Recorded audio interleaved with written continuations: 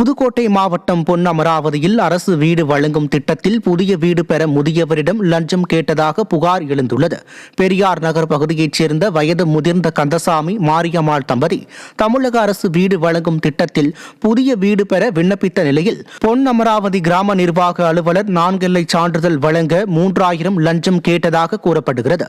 இந்த தொகையை வழங்க முடியாததால் வீட்டுக்கான அனுமதி மறுக்கப்பட்டதாக கந்தசாமி குற்றம் சாட்டியுள்ளார். இதுகுறித்து VAO மீது உரிய விசாரணை நடத்தி நடவடிக்கை எடுத்து தம்பதிக்கு உடனடியாக வீடு ஒதுக்க நடவடிக்கை எடுக்க வேண்டும் என பொதுமக்கள் கோரிக்கை விடுத்துள்ளனர்.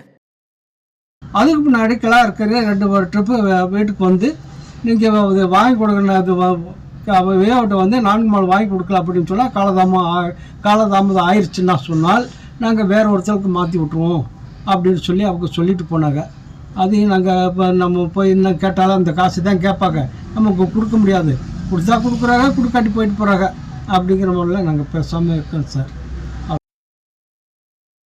உலக வங்கி ஒதுக்கீடு செய்த 1761 கோடி ரூபாயை மாற்றுத்திறனாளிகள் மேம்பாட்டுக்கு ஒதுக்கீடு செய்ய வலியுறுத்தியும் நிதியை NGOக்கு ஒதுக்கி அதிகாரிகள் மோசடி செய்வதாக கூறி மதுரையில் மாற்றுத்திறனாளிகள் ஆர்ப்பாட்டத்தில் ஈடுபட்டனர்.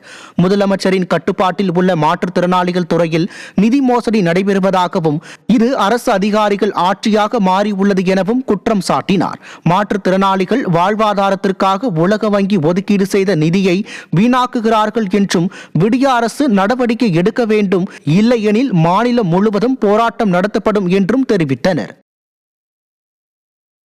1700 கோடியை ஒவ்வொரு மாவட்டந்தோறும் தமிழ்நாட்டுக்கு மட்டும்தானே ஒதுக்கீடு பண்ணியிருக்காங்க. ஒவ்வொரு மாவட்டந்தோறும் ஒரு தொழில் நிறுவனத்தை தொடங்கி மாற்றுத்திறனாளிகளுக்கு வேலைவாய்ப்பை கொடுத்தா, அதாவது முறையோட இந்த 1700 கோடியை சரியாக செலவு பண்ணால் சரியாக இருக்கும்னு நாங்கள் சொல்கிறோம். மிகப்பெரிய ஹோட்டலில் வந்து ஏசி ஹால்லையும் ஏசி ரூமு போட்டு ஏசி சொகுசு கார் போட்டு ஒரு சாப்பாடு வந்து 800 ரூபாய்க்கு, ஒரு சாப்பாடு வந்து 150 பேர்த்துக்கு ஒரு ஆளுக்கு 800 ரூபா மணிக்க 150 பேர்த்துக்கு வாங்கி கொடுத்துருக்காங்க இங்கே மதுரையில் மட்டும். அப்போ தமிழ்நாடுகளில் உள்ள எல்லா மாவட்டத்திலையும் செலவு பண்ணாங்கன்னா அப்போ அவங்க செலவு கணக்கு காமிக்கிறதுக்கு சரியாக இருக்கும்.